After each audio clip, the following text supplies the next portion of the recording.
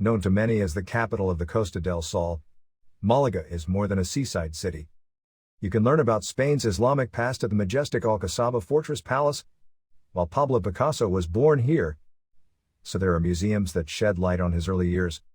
And during the city's famous festivals you can also get to know Andalusian culture, watching flamenco shows and quaffing sherry, in the part of the country where they originate. And in case you needed reminding, world-renowned beaches, resorts and golf courses of the Costa del Sol could hardly be closer. With powerful walls visible from almost anywhere in the city, Malaga's Alcazaba is a Moorish fortress palace and valuable monument from the Islamic era. It was first erected in the 8th century and was bolstered and expanded over the next 500 years.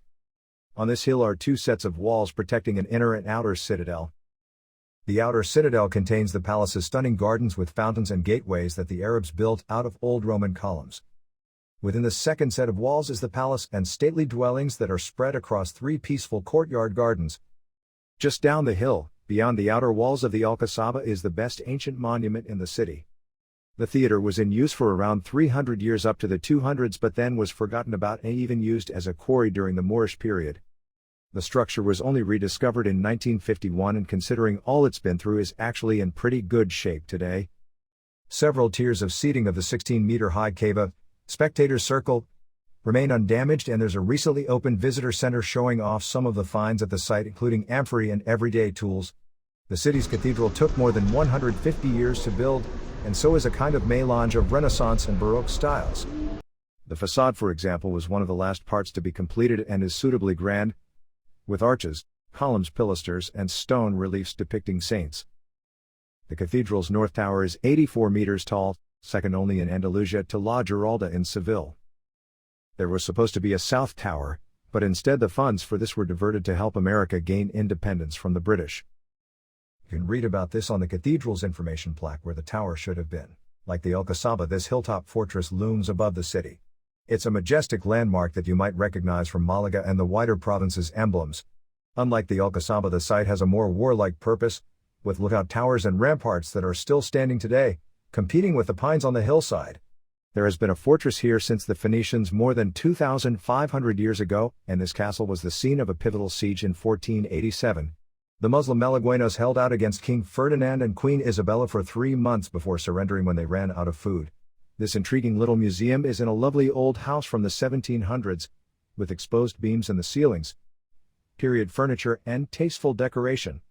What people come to see, though, is the large collection of antique glassware that spans several thousand years. There are pieces from a range of ancient civilizations: Phoenicians, Romans, ancient Greeks, and Egyptians. Check out the green Roman glass bowl, still intact 2,000 years later. Then further on you'll see beautiful Venetian items, glassware from the 17th century Dutch Golden Age, and a collection of English lead glass including jugs and wine cups from the 1500s. As with much of Spain, the central market is such a focal point of daily life in Malaga that you have to see it for yourself.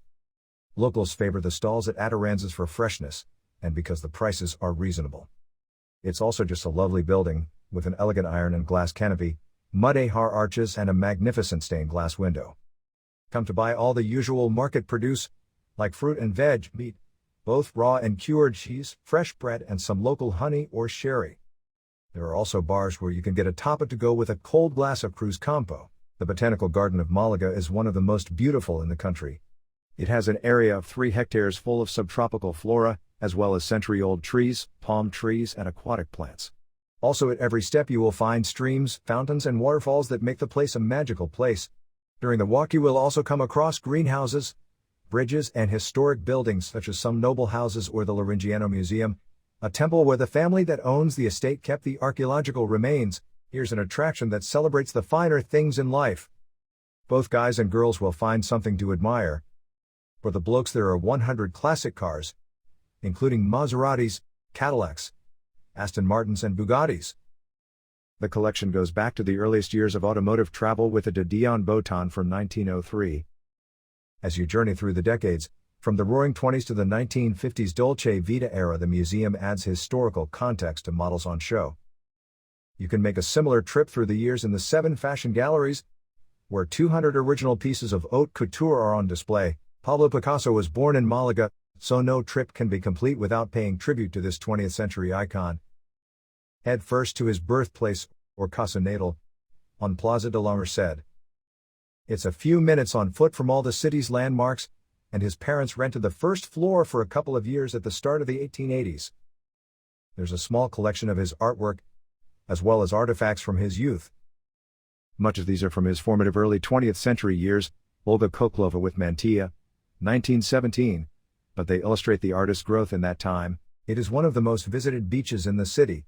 Due to its size and easy access, it is one of the most touristic spots in Malaga. In addition, it is very close to Pier 1. Although it is a very busy beach, it is also very large, so you will always find a place. It is the perfect place to walk at night or to have lunch or dinner in any of the beach bars by the sea.